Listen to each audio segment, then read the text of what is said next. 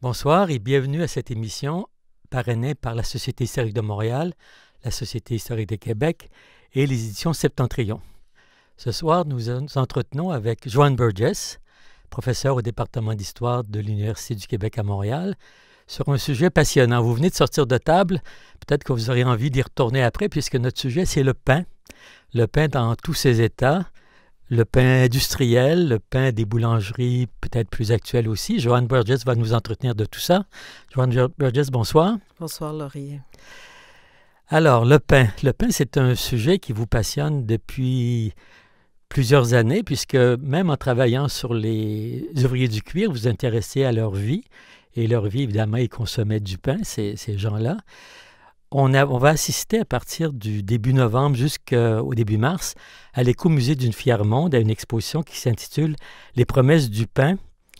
En relation avec cette exposition, les éditions, la revue Cap au Diamant publie un numéro consacré également à ce sujet. Et donc, on va commencer notre entrevue sur ce sujet du pain et vos recherches sur l'histoire passionnante du pain à Montréal surtout, au 19e et au 20e siècle.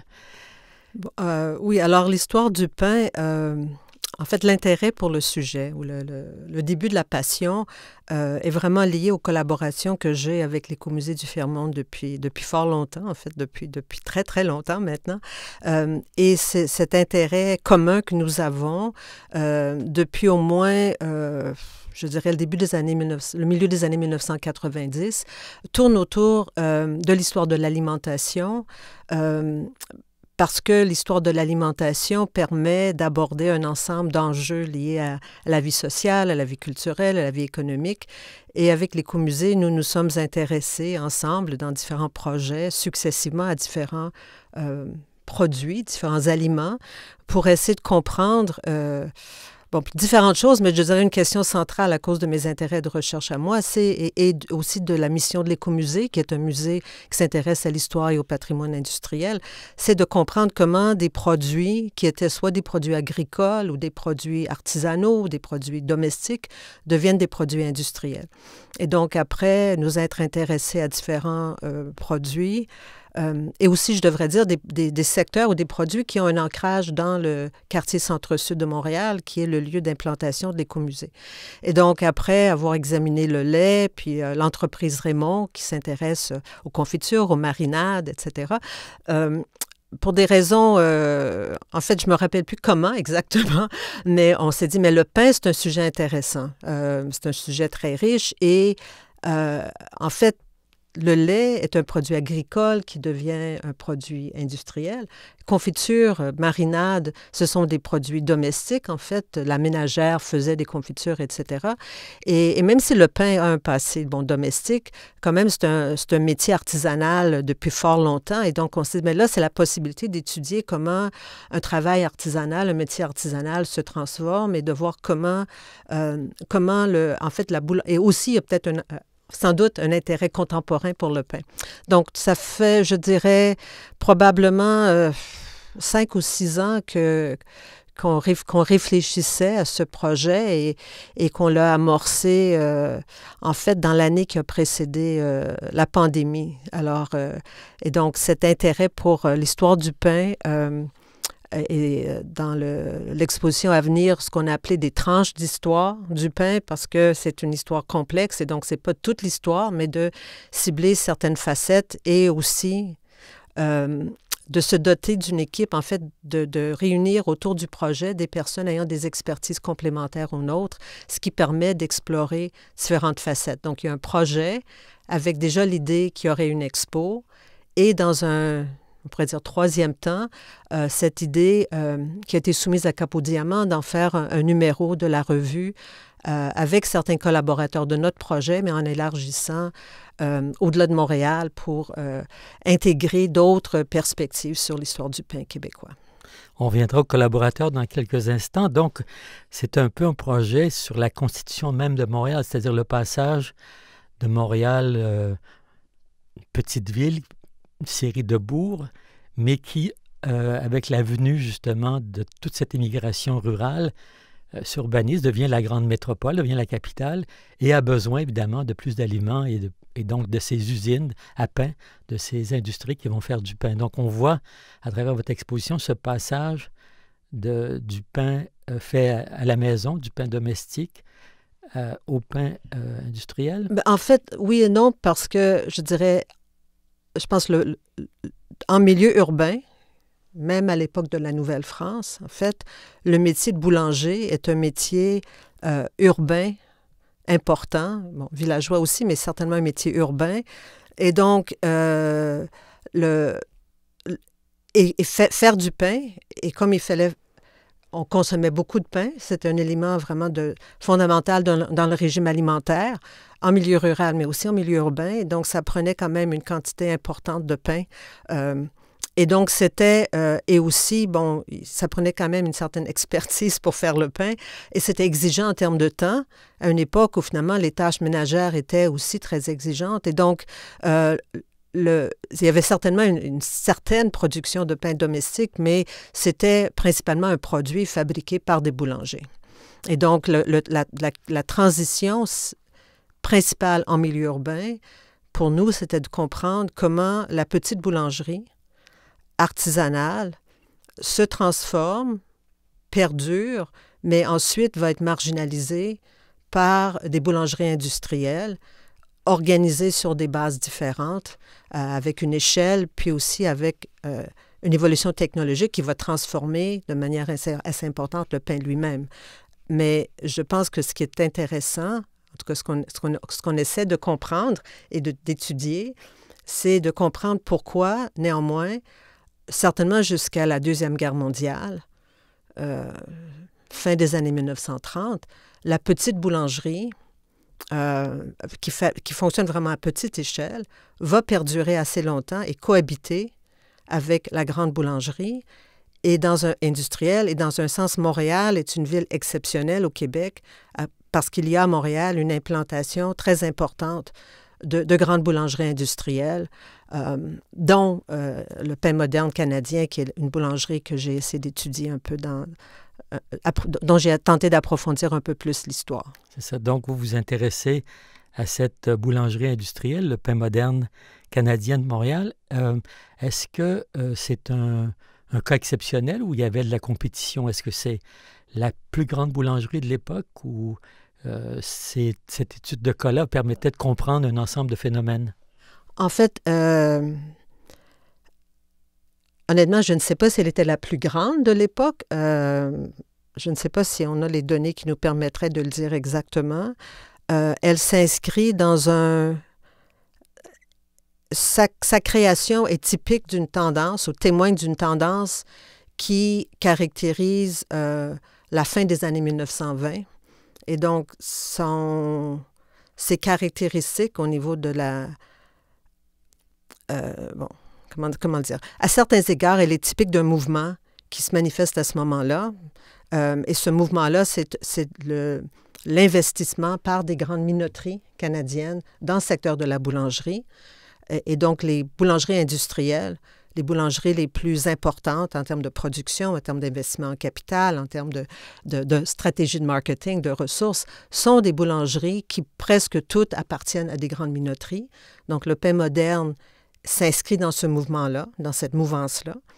En même temps, il est différent, je pense, parce que la plupart de ses rivales à Montréal, qui appartiennent à des minoteries, étaient auparavant des boulangeries indépendantes qui ont été rachetées par des minoteries. Tandis que le Pain Moderne va être créé de toutes pièces par une minoterie et bénéficie sans doute d'avantages technologiques parce qu'il va être le bâtiment va être construit en fonction de connaissances technologiques de l'époque pour être à la fine pointe de la technologie. Et donc, dans ce sens-là, il est exceptionnel dans son contexte. Il s'inscrit dans une tendance, mais il s'en distingue. Et je dirais que l'autre différence fondamentale, comparée à ses rivales, même s'il appartient aussi à une minoterie, une des grandes minoteries, Maple Leaf Milling, pour ne pas la nommer, il est différent parce que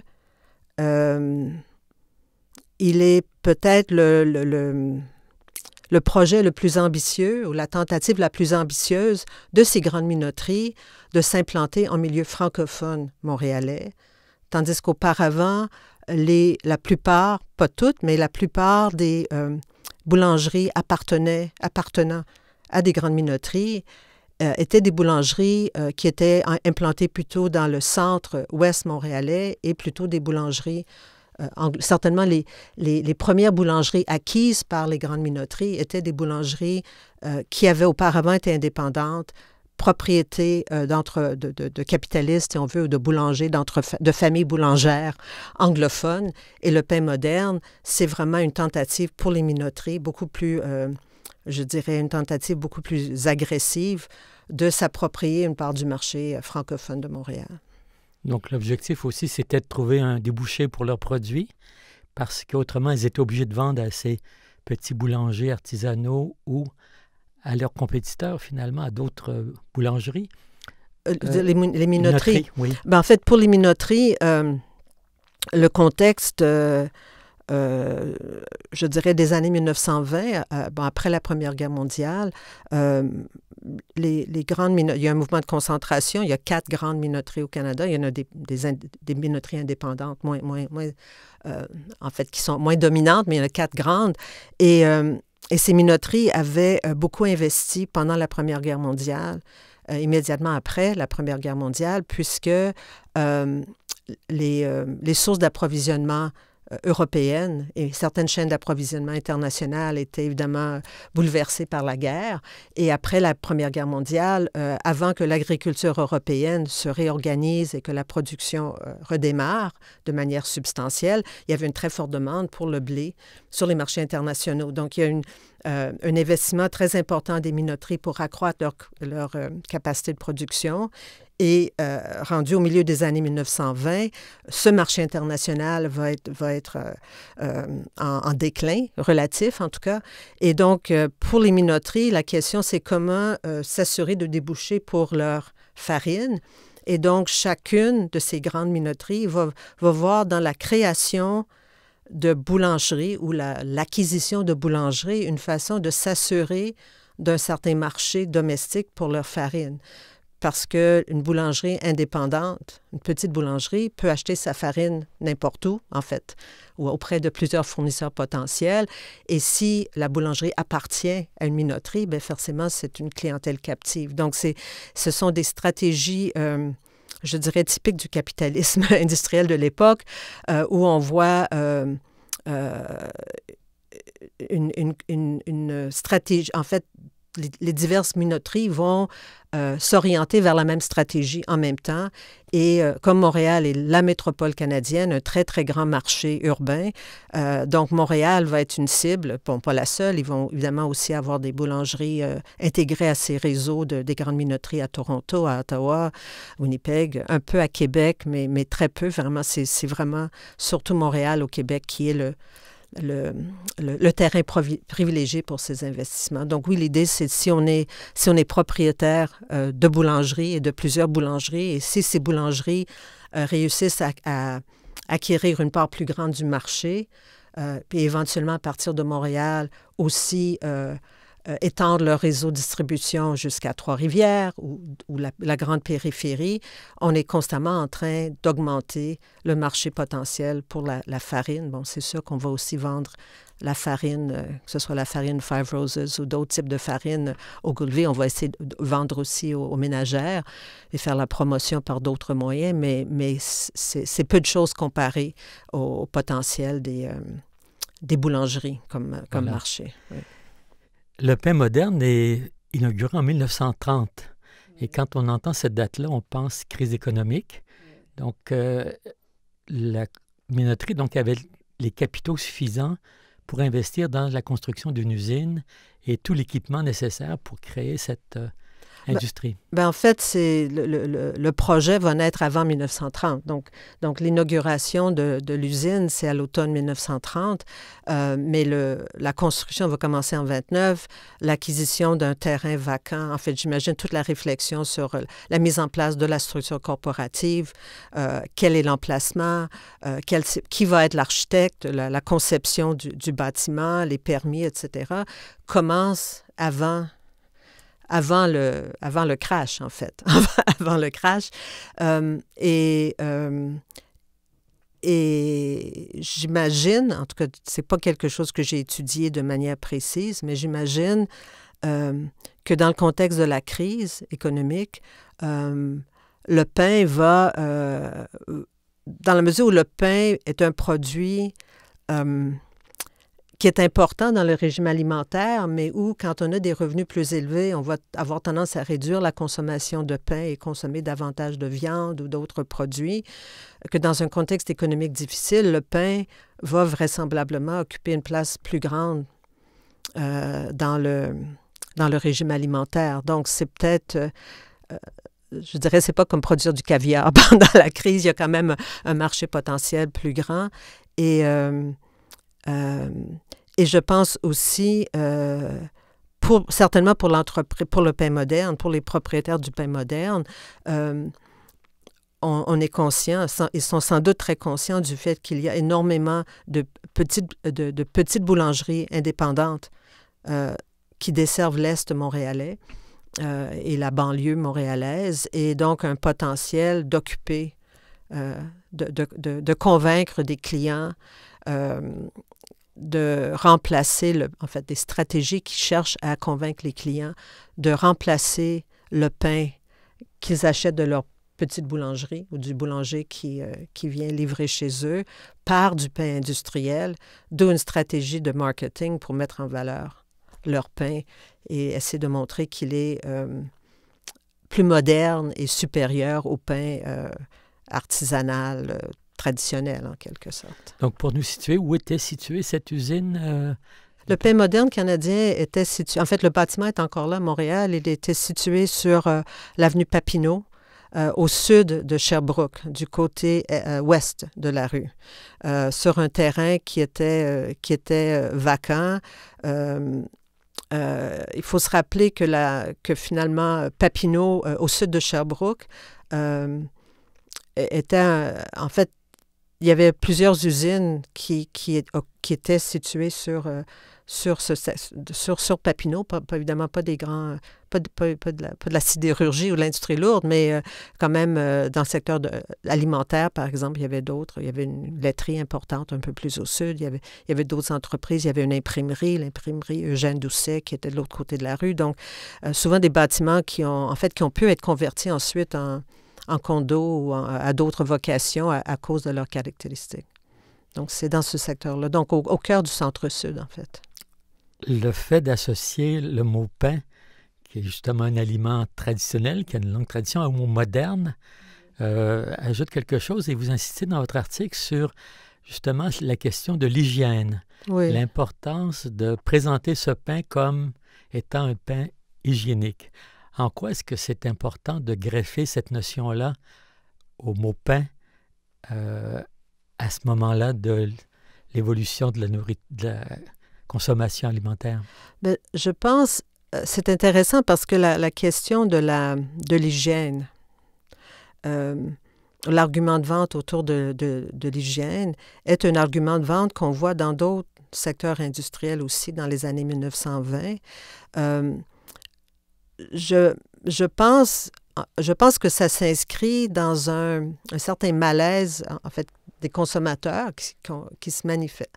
En fait, c'est intéressant parce que j'allais dire que c'est quelque chose de nouveau.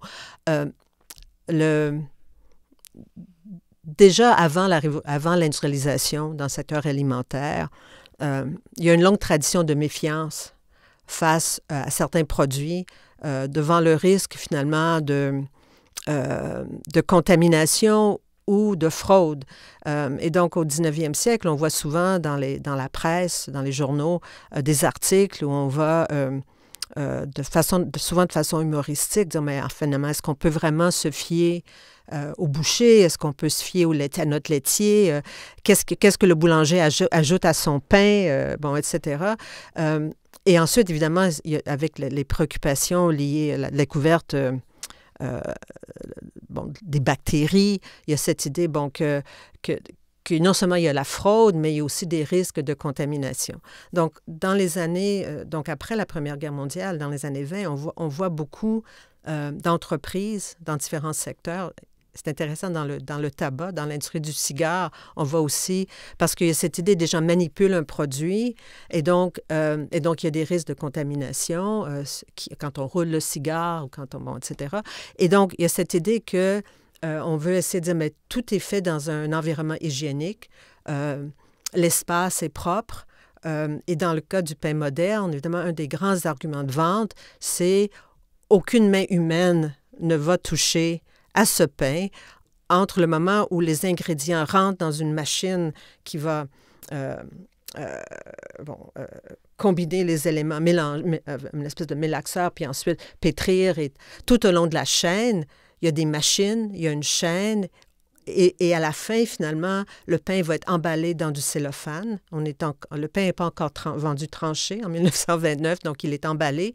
Donc on dit, mais entre le moment où les ingrédients rentrent à l'usine et le procédé commence, jusqu'au moment où vous allez déballer le pain chez vous, aucune main humaine n'aura touché à ce pain. Donc, on peut vous garantir que donc il y a moins de risque de contamination. Et dans l'article, je parle des portes ouvertes. C'est quelque chose qui est assez fréquent dans le milieu industriel à l'époque. Lorsqu'on inaugure une nouvelle usine ou de nouveaux procédés, on va avoir 2 ou 3 soirées portes ouvertes, etc. Et dans les articles qui décrivent cette ouverture, on va dire, mais finalement, on voit que l'intérieur des pièces, c'est de la tuile blanche. Les employés qu'on voit qui sont là pour de la démonstration, pour montrer comment ça fonctionne, sont habillés dans des sarraux blancs, ils portent des gants, etc. Tout est propre. Et cette question de la propreté, d'un environnement, beaucoup de lumière, de la clarté, etc. C'est vraiment quelque chose qui est très, très, très, très fort dans la publicité, évidemment, le pain moderne. Et cette idée de nouvelles usines modernes il y a un espace et aussi la fine pointe au niveau de la technologie qui va permettre de produire du pain ou d'autres aliments, finalement, sans qu'il y ait un contact humain qui risque en fait, et qui est vu aussi comme quelque chose dans un sens de primitif, traditionnel et primitif. Donc, ça serait un pain pour temps de pandémie. Un pain pour temps de pandémie, en effet. Alors, comment est-ce que... En fait, en temps de pandémie, tout le monde veut, en fait, on veut faire son propre pain. Alors, voilà. On est dans une autre logique. Mais oui, effectivement. C'est vrai qu'on a beaucoup boulangé pendant la pandémie. Alors, comment est-ce qu'on met ça en exposition, ces tranches d'histoire du pain? Vous nous parlez d'usines, vous nous parlez de minoterie, vous nous parlez de machines. Comment est-ce qu'on va montrer tout ça? Peut-être qu'il y aura de l'odeur aussi, je ne sais pas. En fait, c'est le grand drame parce qu'on disait, si on pouvait, comment reconstruire l'odeur? Tu vois, c'est un des problèmes. Bon, il n'y a pas de grande cuisine à l'Écomusée du Fièrmont, donc on ne peut pas vraiment faire du pain tous les jours. Je pense que le défi dans une exposition, et surtout dans une exposition qui aborde en fait une histoire qui est complexe, mais il y a quand même une composante industrielle assez forte. Il est évident qu'on ne peut pas intégrer, en fait, la machinerie des années 1920. Certainement, on pourrait avoir de l'équipement d'une boulangerie du début du 19e siècle. C'est ça. Bon, si on l'avait, en fait, ça serait... On pourrait imaginer, si on avait des grands budgets, on pourrait reconstituer l'intérieur d'une petite boulangerie comme on en trouvait à Ville-Marie, à Montréal, etc. Mais le pain moderne, qui était quand même sur 3 étages, quand même qui n'était pas une méga usine comparée à celle qu'on va voir après, mais on ne peut pas la reconstruire dans la piscine du bain généreux. Mais je pense qu'on peut évoquer je pense, la force d'une exposition, c'est d'essayer par la photographie, par les textes, par certains objets, d'évoquer, de communiquer. Et une des choses qu'on a cherché à faire en préparant l'expo aussi, c'est d'essayer de... En fait, une des thématiques qu'on cherche à aborder, c'est aussi comment la boulangerie s'insère dans l'espace urbain.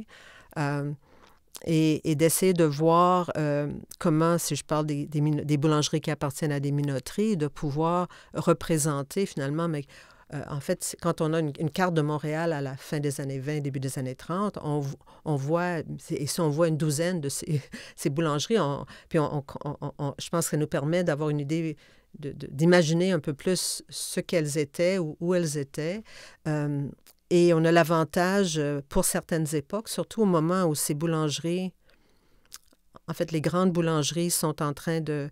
Les boulangeries des minoteries au moment où les minoteries sont en train d'exercer une emprise sur la boulangerie, bien, elles ont des campagnes promotionnelles assez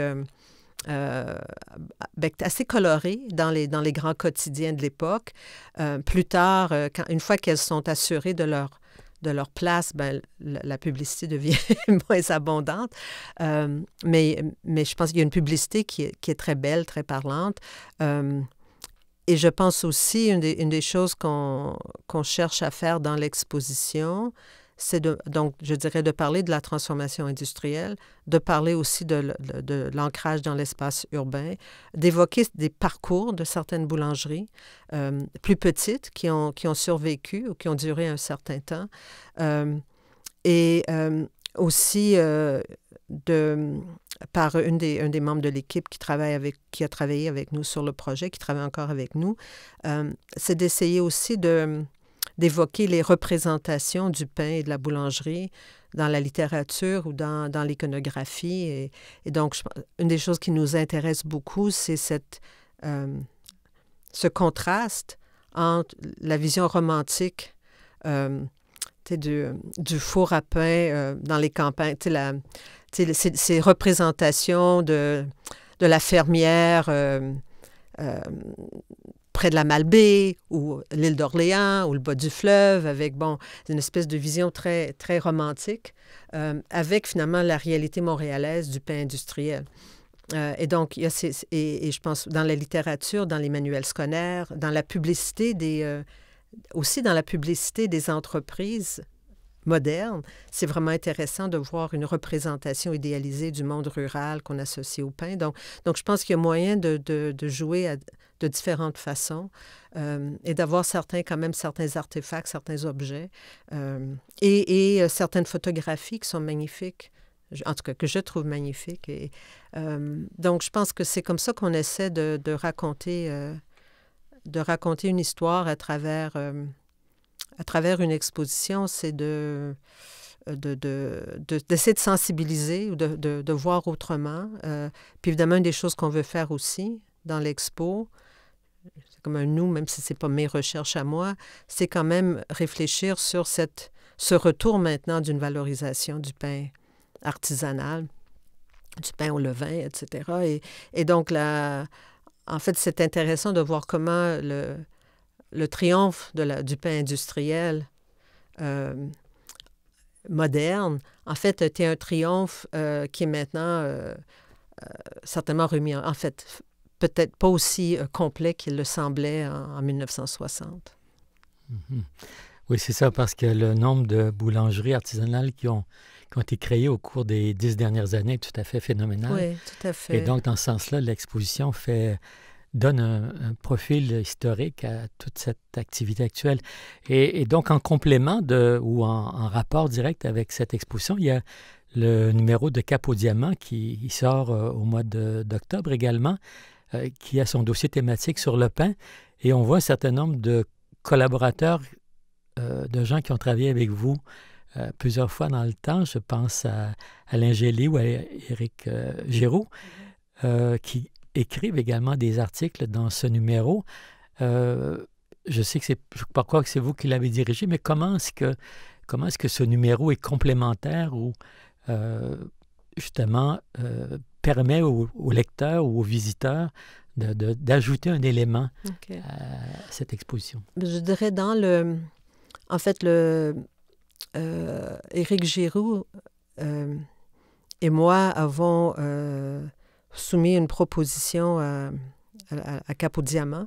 Éric Giroux, qui est le directeur de l'Écomusée. Excusez-moi, oui, Éric Giroux, le directeur de l'Écomusée, avec lequel j'ai collaboré depuis très longtemps. En fait, on collabore depuis très longtemps.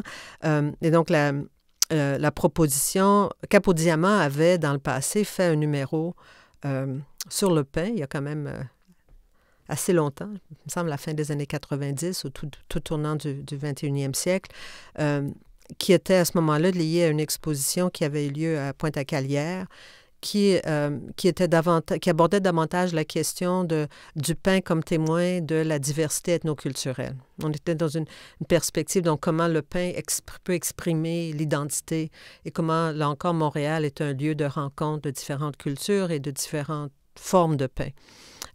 Et c'est une question qui est vraiment intéressante, mais ce n'était pas notre angle d'approche à la question du pain. Donc, on a soumis une proposition qui était davantage orientée autour de, finalement, l'évolution du pain et de la boulangerie, avec une certaine place, finalement, à la compréhension du contexte d'émergence du pain industriel.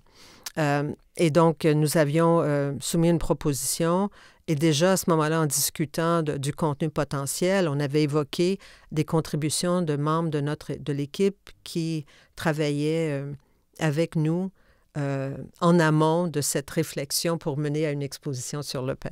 Et donc, donc pas tous étaient disponibles pour soumettre des propositions, mais essentiellement, donc il y avait Éric Giroux qui a produit un art, et c'est Éric finalement qui a coordonné le numéro. Mais Éric a rédigé un article qui vraiment regarde le centre-sud et l'évolution de la boulangerie dans le quartier centre-sud, en fait, depuis la fin du 19e siècle jusqu'aux années 1980. Pour des questions avec des cas intéressants de différentes boulangeries qui ont survécu des parcours de boulanger. Moi, j'ai proposé le texte à propos du pain moderne à cause de mon obsession pour la relation entre les minoteries et les boulangeries à la fin des années 20. Et Alain Joly travaille depuis longtemps sur, évidemment, l'histoire du canal de la Chine et connaît bien l'histoire des minoteries. Donc, la proposition était quand même un court texte qui situe un peu ce milieu de la minoterie. Il y a une personne, une employée de l'Écomusée, dont le nom m'échappe présentement, peut-être allez-vous m'aider à me rappeler de son nom, mais qui a proposé un texte sur le grille-pain. Il s'agit de Camille Chouanière. Merci beaucoup. Et donc, parce que dans le cadre de la recherche pour l'exposition, l'équipe de l'Écomusée avait découvert qu'il y a des collectionneurs de grille-pain et que l'histoire du grille-pain est une histoire intéressante. Donc, l'idée était, et donc c'est un élément qu'on va trouver dans l'exposition, mais là, l'idée, c'était quand même un avant-goût finalement de dire, mais voilà comment le pain va façonner un peu nos intérieurs domestiques aussi par ce nouvel appareil qui va meubler nos cuisines. Et il y a Geneviève Sicotte, qui est professeure à l'Université Concordia en littérature, en études littéraires, et qui s'intéresse depuis longtemps à l'histoire de l'alimentation, à la gastronomie, puis finalement aux représentations de différents aliments. Et dans le cadre de notre équipe, qui essaie de voir comment dans différents types de médias, évidemment la littérature, les manuels scolaires, mais aussi certaines revues, quelles étaient des représentations du pain, puis est-ce qu'on pouvait voir quelles étaient certaines valeurs associées au pain, etc. Donc et c'est un aspect qu'elle a beaucoup approfondi. Alors là, elle livre certains de ses résultats. Donc, je dirais ça, c'était un peu des éléments de la proposition que nous avons soumis. Et Cap-au-Diamant, ensuite, l'équipe éditoriale a suggéré des compléments parce qu'évidemment, sauf pour Geneviève Sicotte, les autres membres de notre équipe étaient très centrés sur Montréal et l'expérience montréalaise. Et Cap-au-Diamant n'est pas une revue de Montréal, mais une revue du Québec. Et donc, l'idée était aussi d'enrichir le contenu par des perspectives qui abordaient des questions complémentaires, mais pour d'autres régions. Donc, il y a 3 autres textes. Un qui nous amène vers l'époque de la Nouvelle-France, d'Yvon Desloges, qui est davantage tourné vers en fait, l'histoire du blé et les contextes, en fait, d'essayer de comprendre, qui aborde ses intérêts à la fois pour l'alimentation et le climat. Donc, en fait, la fragilité, en fait, la vulnérabilité des premiers colons qui dépendaient du blé. Et ensuite, il y a 2 textes qui abordent plutôt l'histoire de boulangerie du 20e siècle. Une qui est devenue, qui passe d'une petite boulangerie à vraiment un élément d'un groupe majeur là, au niveau de l'organisation contemporaine de la boulangerie Samson à Québec. Et l'autre, une contribution qui aborde la boulangerie Perron au Saguenay-Lac-Saint-Jean, en fait, Robertval, si ma mémoire est bonne, et qui montre, en fait, un autre destin de la petite boulangerie qui survit, qui s'impose, dont la réputation va lui permettre de survivre et qui s'inscrit dans le mouvement des économusées. Donc, on a des portraits de boulangerie qui ont, en fait, une qui maintient des traditions artisanales ou certainement des traditions du début, en fait, qui ne fait pas le passage à la grande boulangerie industrielle, et l'autre qui finalement va miser sur l'industrialisation, la croissance et finalement le développement d'un empire finalement pour se positionner et se maintenir. Donc, c'est assez intéressant d'avoir ces profils un peu différents et qui nous amènent jusqu'à la période contemporaine.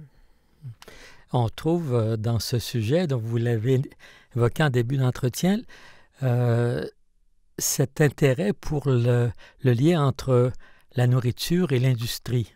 Vous avez évoqué 3 grands chantiers.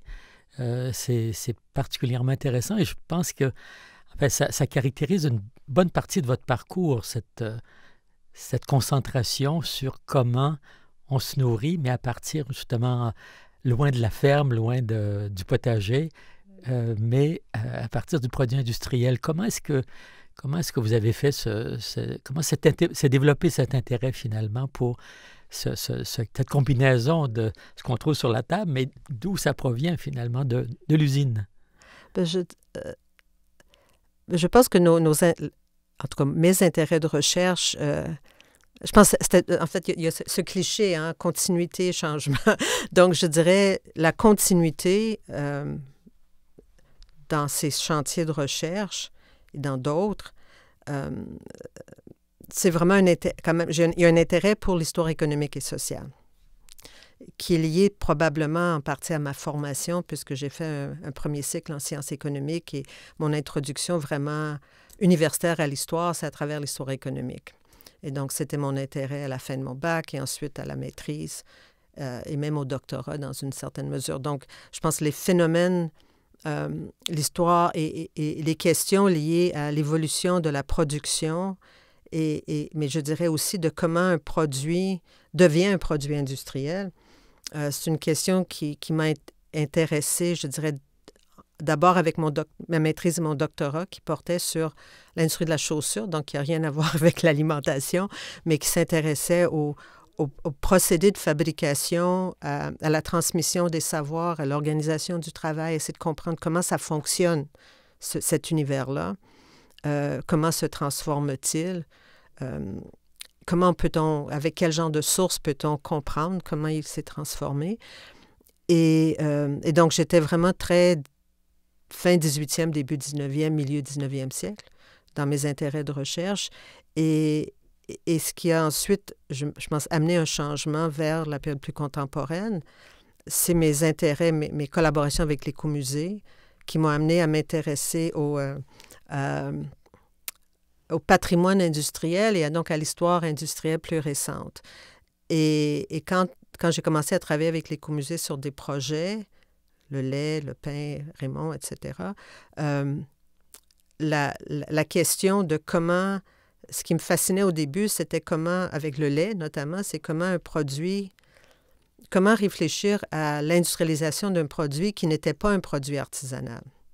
Donc, parce que les logiques, quand on pense à l'industrie du cuir ou à d'autres métiers, bien, il y a une certaine logique, on peut dire, bon, le changement technologique, division du travail, des qualifications, bon, tu sais, des facteurs des freins à certains processus, bon, résistance des travailleurs, bon, des médiums de métier, des femmes, bon. Mais avec le lait, bien, je dis, mais c'est comme, on est dans une autre logique, là. Donc, d'essayer de réfléchir à quels sont le contexte, puis je dirais aussi avec l'écomusée et la découverte du potentiel du médium exposition, bien, c'est aussi de dire, mais finalement, on peut peut-être enrichir, en fait, situer l'analyse socio-économique dans un cadre peut-être un peu plus large pour montrer que ce sont des questions qui ne sont pas aussi comment dirais-je? Il y a comme une certaine perception négative de l'histoire économique. Et je me disais, mais parce que c'est vu comme parfois rébarbatif, sec, bon. Et là, de dire, mais finalement, comment est-ce qu'on peut aborder cette histoire-là en montrant, en fait, la complexité des interactions entre l'économique, le politique, le culturel, le social. Et donc, je pense que c'est... Donc, je pense que c'est ça un peu le fil. L'élément de continuité, c'est quand même un intérêt pour la dimension économique et pour les questions de changement et comment ces changements s'opèrent. Et je dirais aussi un intérêt pour des sujets qui permettent d'explorer un éventail de sources différentes et de les mettre en relation. Donc, il y a un défi, je dirais, méthodologique aussi qui m'intéresse dans ce type de projet. Donc, le projet du pain, pour revenir au pain, bien, c'est vraiment intéressant parce qu'on découvre, plus je creuse. Et c'est pour ça que le titre « Tranche d'histoire » pour l'expo est un titre approprié parce que je pensais avoir une certaine compréhension de l'histoire de la boulangerie, quand en fait, je me rends compte que cette histoire est plus complexe et plus difficile à cerner, puis un si grand nombre d'acteurs à travers le temps qu'on peut seulement, c'est ça, offrir des tranches. Et pas tout le pain, en fait. Oui, c'est ça. Est-ce que vous aviez accès à des sources primaires dans le cas de la boulangerie moderne? Est-ce qu'il y avait encore, je ne sais pas, des livres de comptes ou des documents, je ne sais pas, le journal d'une ouvrière qui aurait travaillé là? Donc, vous étiez que dans les sources secondes? Ben, en fait, non, dans d'autres types de sources primaires. Parce que, en fait, des journaux, la publicité, ce sont des sources primaires. Des documents,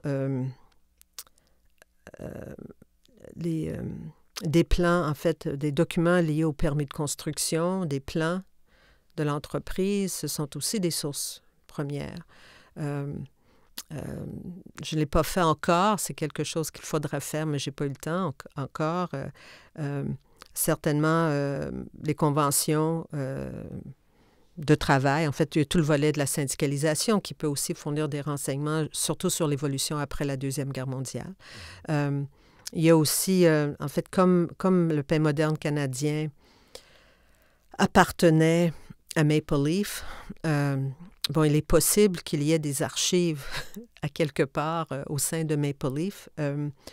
Pour le projet initial, le projet de pain avec l'écomusée, notre objectif était de creuser davantage le rôle pour regarder une minoterie et comment elle agit.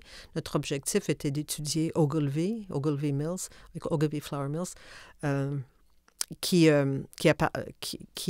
été vendu maintenant, en fait, là où il y a la grande enseigne de la farine Five Roses, ce n'est plus Ogilvy qui est propriétaire du lieu.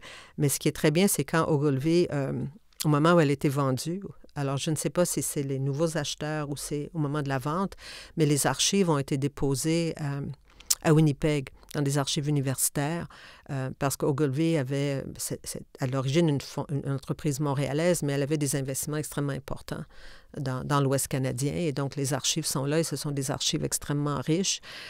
Mais COVID a compliqué un peu le projet d'aller passer une semaine dans les archives à dépouiller ce fonds. Donc, dans le cas d'Ogilvy et des minoteries, de ses actions dans le domaine de la minoterie, il est clair qu'il y a des archives très importantes qui ont survécu et qui sont encore là et qui m'attendent, en fait. Oui, on espère que vous aurez l'occasion d'y aller. Donc, de la table à l'usine, à l'industrie, vous passez à la ville, ou la ville est venue en même temps ou parallèlement, parce que tout à l'heure, vous nous avez situé la boulangerie moderne et on a vu très bien où est-ce qu'elle était et quels étaient ses voisins. Et donc, une partie de vos travaux a consisté également à nous donner une image du Montréal industriel. Quand on regarde ce que vous avez produit, on comprend justement, en fait, vous nous parlez de la vie économique, sociale, mais on peut se faire une image du Montréal urbain, du Montréal industriel, du Montréal ouvrier. Et là aussi, c'est les sciences économiques qui viennent, je dirais, fournir l'étincelle à cette compréhension d'une écologie, d'une organisation urbaine de l'industrie à Montréal? Probablement pas, parce que je dirais, du moins au moment où j'étais formée en sciences économiques, je dirais que il y avait un divorce entre la géographie économique et histoire et sciences économiques. Donc, l'enracinement ou l'ancrage territorial, la dimension spatiale n'étaient pas des préoccupations très grandes. Je dirais c'est plutôt quand je suis devenue historienne, et surtout à l'UQAM avec certains de mes professeurs, mais je pense aussi dans le contexte, la géographie historique au Québec a des relations très étroites avec la science économique, en fait avec l'histoire économique, géographie historique et histoire économique. Et je dirais aussi dans le contexte montréalais, depuis que je suis historienne à Montréal, j'ai eu la chance de collaborer avec des personnes qui s'intéressent beaucoup au patrimoine. Donc, ça amène aussi une sensibilité à l'égard je dirais, de l'espace bâti, de l'aménagement, en fait, trois-dimensionnel de l'espace, pas simplement la cartographie qui est importante, mais d'essayer de comprendre comment les espaces sont façonnés, transformés par l'industrie. Donc, dans le projet, au début de la collaboration avec l'Écomusée, notre premier projet, c'était paysage industriel en mutation. On cherchait vraiment à comprendre comment le paysage industriel, dans son cadre bâti, en fait, avait évolué et d'essayer de mieux lire les traces du passé industriel dans la ville. Donc, je dirais que c'est l'intérêt pour la dimension spatiale, qu'elle soit cartographique ou trois-dimensionnelle, est quelque chose qui est venu plutôt au contact avec des personnes qui s'intéressaient au patrimoine. Et aussi, je pense, s'explique par les influences de... le fait qu'à l'UQAM, quand j'étais étudiante à la maîtrise, au doctorat, j'avais la chance de fréquenter des personnes qui étaient des pionniers comme Paul-André Linteau de l'histoire de Montréal, de l'histoire de la ville. Et donc, je pense que ça amène à chercher à inscrire les phénomènes socio-économiques dans l'espace. Et je dirais aussi... oui, c'est ça. Donc, je pense que...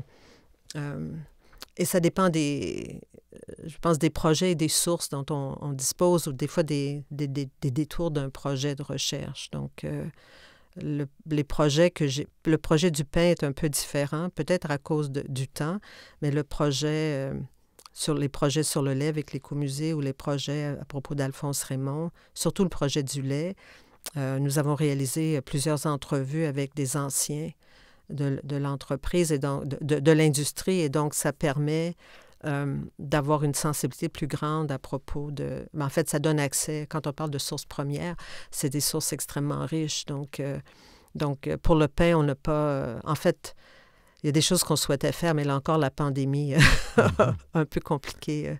C'est ça. Donc, l'histoire orale joue un rôle important.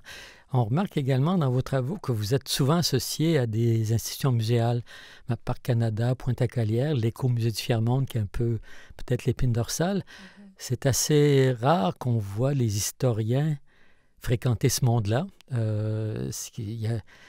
Peut-être que les gens des musées vont parfois chercher une expertise du côté des historiens, mais vous semblez avoir recherché la compagnie des gens de musée. Est-ce que c'est une vocation ratée ou comment s'est fait ce mariage? C'est venu naturellement? C'est venu par les sujets de recherche?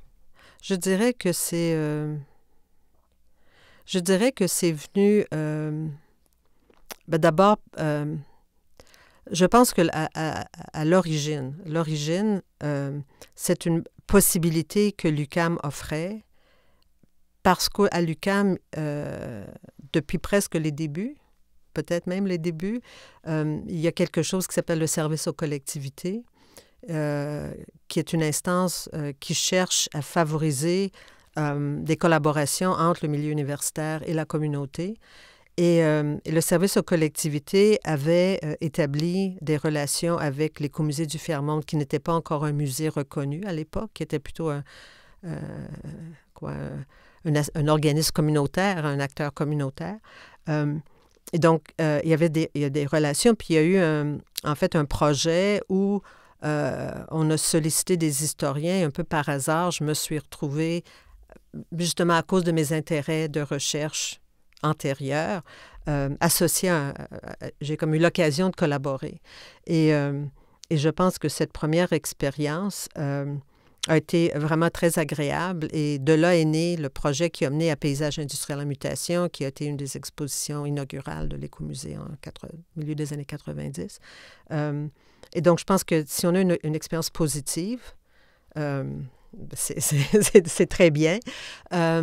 Et je pense que j'ai eu ensuite la chance,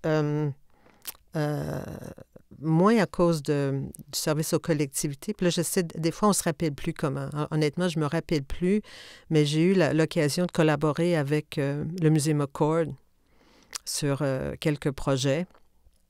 En fait, sur un projet d'exposition virtuelle.